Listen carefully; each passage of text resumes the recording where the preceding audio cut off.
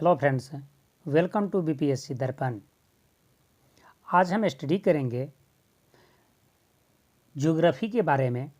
वो भी ज्योग्राफी के टॉप 250 क्वेश्चंस हैं जो बीपीएससी में प्रीवियस ईयर में पूछे जा चुके हैं।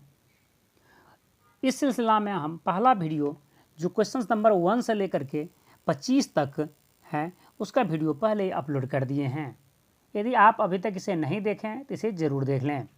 और यहाँ हम आज डिस्कस करेंगे क्वेश्चन नंबर 26 से लेकर के क्वेश्चन नंबर 50 तक। यहाँ पर हम क्वेश्चंस के आंसर और उसके साथ साथ उसका शॉर्ट डिस्क्रिप्शंस भी आपको बताएंगे। साथ ही नीचे आप देख सकते हैं किस एग्जाम में कौन सा क्वेश्चंस पूछे गए हैं, ये भी आपको नीचे में मिलेंगे। इससे ही आप अनुमान लगा सकते हैं कि ये कितने इंपॉर्टेंट क्वेश्चंस हैं। और यहाँ पर दिए हुए जितने भी क्वेश्चंस हैं सारे बीपीएससी में किसी न किसी एग्जाम में पूछे गए हैं। और आप यदि बीपीएससी की प्रिपरेशन कर रहे हैं तो आपके लिए बहुत ही उपयोगी वीडियो है, या कोई अदर एग्ज़ाम की भी आप प्रिपरेशन कर रहे हैं तब भी आपके लिए ज्योग्राफी के लिहाज से ये बहुत ही इम्पोर्टेंट क्वेश्चंस है। तो चलिए हम स्टार्ट करते हैं। अग्नेय चट्टान के लिए निम्नलिखित में से कौन सा कथन सत्य है? तो यहाँ यह क्रिस्टलीय और अक्रिस्टलीय दोनों टाइप के होते हैं, इसलिए आंसर होगा ऑप्शन सी। अवसादी शैलों के लिए निम्नलिखित में से कौन सा कथन सत्य है? ये शैलें स्तरों में निक्षेपित हैं, आंसर होगा ऑप्शन सी। माउंट एटना है, यह एक ज्वालामुखी है। माउंट एटना एक सक्रिय ज्वालामुखी है जो इटली के मिसली द्वीप के पूर्वी तट पर स्थित हैं।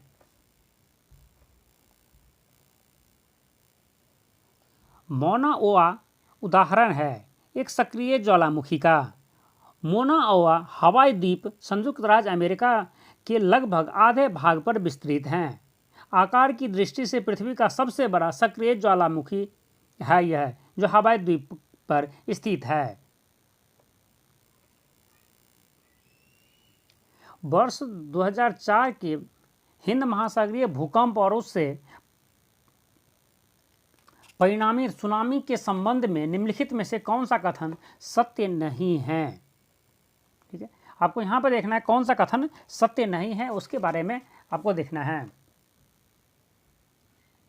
तो जो सत्य नहीं है उसे हम छोड़ते, पहले देख लेते हैं कौन कौन सा सत्य है। एक एक करके हमें आपको यहाँ पर डिटेल में पढ़ना पड़ेगा। तो चलिए हम देखते हैं। सुंडा खाई में भारतीय प्लेट के बर्मी प्लेट से अधगमन वाले क्षेत्र में लगभग 1200 किलोमीटर भ्रंश रेखा का 15 मीटर तक खिसकाव होने के कारण यह भूकंप की उत्पत्ति हुई थी। यह कथन सत्य है। परिणामी सुनामी ने इंडोनेशिया के तट से अफ्रीका के पूर्वी तट तक अधिकांश से लगभग 8500 किलोमीटर की दूरी तक तटों पर घोर विध्वंस किया था। ये भी सच है। वर्तमान अनुमान के अनुसार भूकंप जनित सुनामी में समुद्र में डूब गए अनगिनत लाशों के अतिरिक्त 50 लाख से अधिक लोगों को मौत के घाट उतारा। यह गलत है। एक्चुअली 50 लाख के आसपास इसमें डेथ नहीं हुआ था। इसमें जो डेथ हुई थी उस समय तो यह लगभग 3-4 लाख के आसपास था। लगभग वैसे तो ऑफिशियल रेट 2 लाख, ऑफिशियल जो डेटा था वो 2 लाख बताया गया था, लेकिन मैक्सिमम हुआ 3 से 4 लाख था। 50 लाख तो कतई नहीं था। तो यही इस गलत है। तो आंसर आपका ऑप्शन सी होगा, जो गलत पूछा गया था। फिर देख लेते हैं सुनामी के बारे में। बांग्लादेश में बहुत कम लोग हताश हुए क्योंकि भूकंप प्रभावित भ्रंश रेखा की दिक् स्थिति लगभग उत्तर दक्षिण होने से सुनामी लहरों की प्रबलता शक्ति पूरब पश्चिम दिशा में थी। मतलब यह पूरब पश्चिम दिशा में उसकी ज़्यादा प्रबलता थी, जिसकी वजह से बांग्लादेश तक गया, उसकी क्षति बांग्लादेश में कम हो पाया।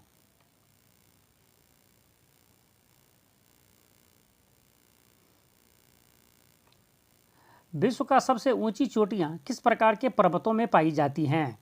ये नवीन मोरदार पर्वत में पाई जाती हैं।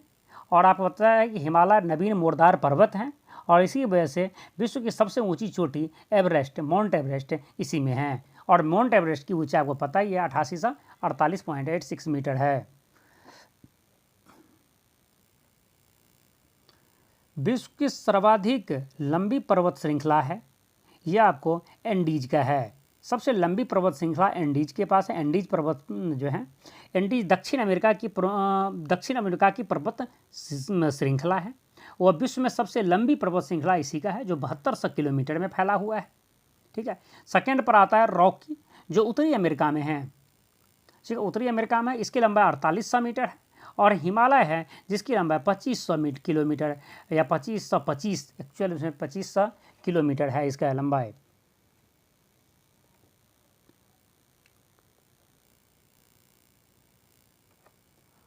कोकोस प्लेट किसके मध्य पाई जाती हैं? यह मध्य अमेरिका और प्रशांत प्लेट के मध्य पाई जाती हैं। संयुक्त राज्य अमेरिका का रस्ट बाउल निम्नलिखित में से किस प्रदेश से सम्मिलित हैं?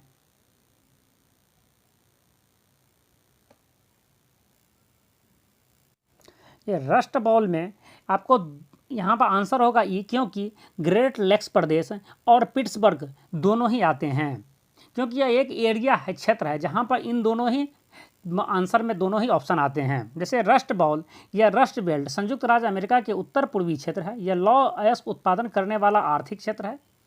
इसमें यह कई कई जगह है दिया हुआ है, जिनमें ये दोनों जगह भी यहाँ ऑप्शन के अकॉर्डिंग आते हैं, इसलिए आंसर होगा आपको ऑप्शन ई, एक से अधिक।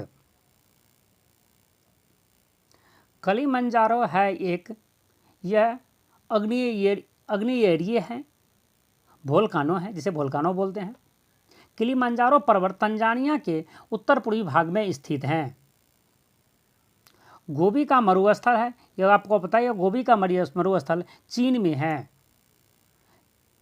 यह जो है चीन के उत्तरी भाग और मंगोलिया के दक्षिणी भाग में फैला हुआ मरुस्थल है। जोहान्सबर्ग विख्यात है स्वर्ण खनन हेतु। सोने के खनन के लिए जोहान्सबर्ग विख्यात है। आपको पता है जोहान्सबर्ग जो है दक्षिण अफ्रीका में है। निम्नलिखित में से कौन सा एक स्थल अवरुद्ध देश है?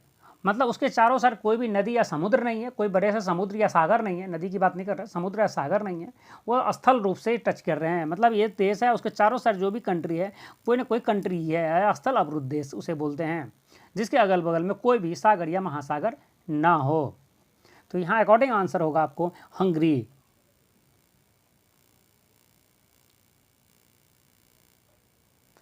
इजराइल की उभयनिष्ठ सीमाएं हैं, मतलब इजराइल किन किन देश से अपना सीमा साझा करता है? तो यह उत्तर में लेबनान, उसके बगल में सीरिया, फिर जॉर्डन और दक्षिण में मिस्र के साथ अपना सीमा साझा करता है। संसार का छत रूफ ऑफ वर्ल्ड किसे कहा जाता है? तो यह पामीर के पठार को कहा जाता है, जो तिब्बत में पड़ता है। तिब्बत के पामीर के पठार को रूफ ऑफ वर्ल्ड कहा जाता है। पूर्वी समुद्र की स्वामिनी का नाम है, मतलब पूर्वी समुद्र की स्वामिनी, ठीक है, तो किसे कहा जाता है? तो यह श्रीलंका को कहा जाता है। पृथ्वी की सतह का वह भाग जो पानी से ढका है लगभग है, यह 2/3 है। आपको जैसे जानते हैं कि 2/3 भाग में पानी है, कि पृथ्वी की जितनी क्षेत्रफल है उसके 30% भाग में ही भूभाग है, बाकी 70% में पानी है, जिसे ऐसे 2/3 कह सकते हैं।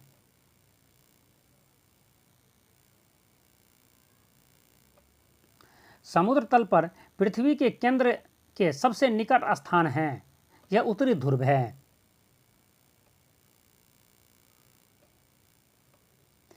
6400 किलोमीटर लंबाई एवं 2000 किलोमीटर से 2400 किलोमीटर चौड़ाई वाला एक कटक उत्तरी एवं दक्षिणी अटलांटिक महासागर द्रोणियों के मध्य से गुजरता हुआ हिंद महासागर द्रोणी और फिर ऑस्ट्रेलिया तथा अंटार्कटिका के बीच से दक्षिणी प्रशांत महासागर द्रोणी में प्रवेश करता है, यह कटक है। यह मध्य महासागरीय कटक गल्फ स्ट्रीम है। यह एक महासागरीय धारा है। गल्फ स्ट्रीम को पता है कि यह एक महासागरीय धारा है। फ्लोरिडा के धारा जब एंटलीस धारा का जल समाविष्ट कर हेटरान अंतरीप से आगे बढ़ते हैं तो वह गल्फ स्ट्रीम के नाम से जानी जाती हैं। यह एक गर्म जलधारा है। ग्रांड कैनियन है। ग्रांड कैनियन एक खड्ग है।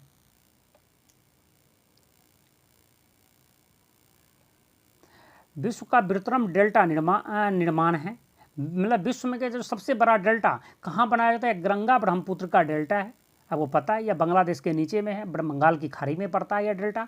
गंगा ब्रह्मपुत्र के द्वारा बनाया हुआ डेल्टा विश्व का सबसे बड़ा डेल्टा है। आज नाम उसको आप जानते होंगे, जिसको सुंदरबन डेल्टा बोलते हैं। फिजी द्वीप अवस्थित है, यह प्रशांत महासागर में अवस्थित है। स्वेज नहर जोड़ता है, स्वेज नहर जैसे भूमध्य सागर और लाल सागर को जोड़ता है। यह बहुत ही इंपॉर्टेंट क्वेश्चन है। हाल ही में आप करंट अफेयर्स में भी पढ़े होंगे कि स्वेज नहर में जहाज फंस गई थी, तो इसके वजह से यह बहुत ज़्यादा चर्चा में रहा है। तो स्वेज नहर से रिलेटेड जो भी क्वेश्चन हो उसे आप ज़रूर देख लेंगे एक बार, ये चाहे तो उसका डिटेल यहाँ आप देख सकते हैं। इसलिए हम आपको एक बार पढ़ करके सुना देते हैं, पढ़ करके बता देते हैं आपको ये क्या फैक्ट है। यहाँ पर सबसे बड़ी फैक्ट तो आपको ये रखना है कि स्वेज नहर पर मिस्र का कब्जा है, मिस्र की वर्चस्व है वहाँ पर, ठीक है। पहला, और स्वेज नहर की स्थापना या सर्ज नहर जो पब्लिक के लिए खोल दिया गया हुआ 1869 में, 1869 में पब्लिक के लिए खोल दिया गया था, ठीक है। और इससे आगे आपको देखना हो तो यहाँ स्क्रीन रोक कर उसे पढ़ सकते हैं, या अदर इन्फॉर्मेशन भी स्वेज नहर के बारे में आप ले सकते हैं, क्योंकि करंट अफेयर्स में भी आपको यह मदद करेगा। तो स्वेज नहर अभी के टाइम में करंट अफेयर्स के व्यू से भी ये बहुत ही इंपॉर्टेंट क्वेश्चंस हैं, ठीक है। नेक्स्ट देखते हैं, पनामा नहर जोड़ती हैं। तो पनामा नहर जैसे प्रशांत महासागर और अंध महासागर को जोड़ती हैं। तो यह 50 क्वेश्चंस का सेट आपका कंप्लीट हुआ, जिसमें हमारा 2 पार्ट है। एक पार्ट पहले हम अपलोड कर चुके थे 25 क्वेश्चन, और नेक्स्ट 25 क्वेश्चंस का यह पार्ट भी आज अपलोड हो रहा है। और यह वीडियो आपको पसंद आया हो या आपको एडवांटेज मिला हो तो उसे आप ज़रूर लाइक कीजिए, अपने फ्रेंड्स को शेयर भी कीजिए, और आप अभी तक इस चैनल के साथ नहीं जुड़े हैं तो उसे ज़रूर सब्सक्राइब कर लीजिए, और बेल आइकॉन को भी प्रेस कर दीजिए, जिससे मेरे नेक्स्ट आने वाले वीडियो का नोटिफिकेशन आप तक आसानी से पहुंच जाए। Thank you very much.